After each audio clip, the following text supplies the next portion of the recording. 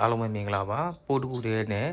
လက်ပင်ကျော်ခဏခဏငုတ်သူတွေပခုံးရှင်ဘက်လက်ပင်ကျော်တောက်တွင်းနေသူတွေအထီရောက်ဆုံးတက်တာစီမဲ့လေ့ကျင့်ခန်းလေးကိုပြသပေးမှာဖြစ်ပါတယ်အခုပြတဲ့ပုံစံတိုင်းခုံလေးပေါ်မှာထိုင်လို့ရတယ်ဘောလုံးရှင်ဘောလုံးပေါ်မှာထိုင်လို့ရတယ်เนาะခြေထောက်တစ်ချောင်းဆင်းထားတယ်တစ်ချောင်းကကိုီထားမယ်အခုပုံစံတိုင်းလေးကိုအကျိတ်20တစ်ပတ်ကိုအကျိတ်20ပြီးဝိုင်းဘက်ပြောင်းမယ်ဘက်ပြောင်းပြီး3ချိန်လုပ်ပေးပါเนาะလက်ပင်ကျော်ခဏခဏငုတ်သူတွေအတွက်အသင်းစော်ဆုံးပါ好ပြီပြီးရင်ပြောင်းမယ်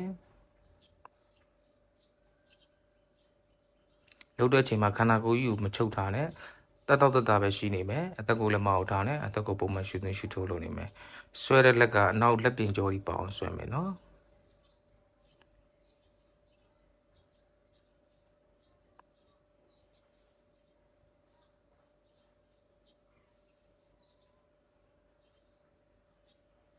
ဒီပြီဆိုရင်ဖြည်းဖြည်းချင်းရှော့မယ်